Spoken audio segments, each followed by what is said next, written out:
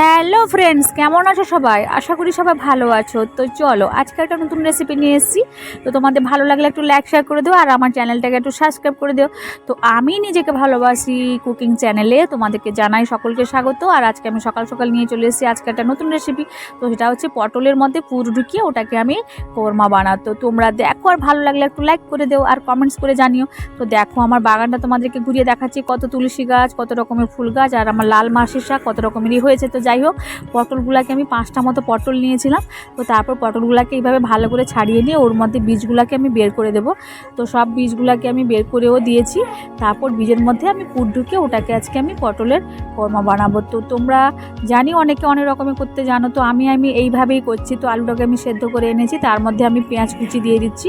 পেঁয়াজ কুচি দেওয়ার পরে এবারে আমি দিয়ে দিব লঙ্কা গুঁড়ো। লঙ্কা গুঁড়োর থেকে মশলা, সমস্ত কিছুই মশলা দেবো। তো লঙ্কা গুঁড়ো, জিরে গুঁড়ো, ধনিয়া গুঁড়া, হলুদ গুঁড়ো, একটু লবণ বলতে আমি বিট লবণটাই দেবো।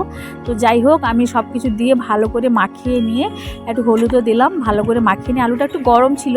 তো যাই হোক, আলুটা ঠান্ডা হতে মাখিয়ে নিয়েছি। মাখানোর পরে আমি পটলের মধ্যে আমি পুরটাকে ঢুকিয়ে দিচ্ছি।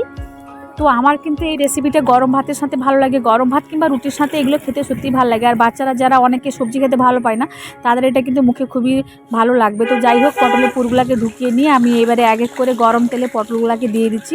পটলটাকে দিয়ে নিয়ে আমি ভেজে নেব ভালো করে।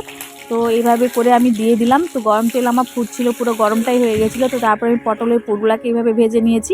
আবার এই তেলেই আমি যেটাতে পটল ভেজেছিলাম ওই তেলেই আমি এবারে পেঁয়াজ কুচি, টমেটো কুচি দিয়ে এবারে ভালো করে ভেজে নেব।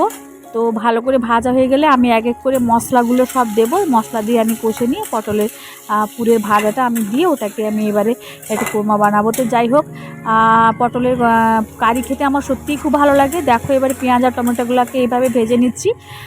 তো তোমাদেরকে আবার বলছি, আমার রান্নাগুলো যদি তোমাদের ভালো লেগে থাকে তো আমার চ্যানেলটাকে একটু সাবস্ক্রাইব করে দিও। আর তোমরা এইভাবে আমাকে ভালোবাসা দিও আর যেভাবে দিচ্ছ, আর আমি যেন অনেক দূর এগোতে পারি। যাই হোক, নতুন নতুন রেসিপি তোমাদেরকে দেখাতে পারি। তারপর আমি ধনিয়া গুঁড়ো, জিরে গুঁড়ো, হলুদ গুঁড়ো, লঙ্কা গুঁড়ো সমস্ত কিছু মশলা দিয়ে ভালো করে কষে নেব যতক্ষণ না ভালো করে পেঁয়াজটা ভাজা হয়ে যাচ্ছে।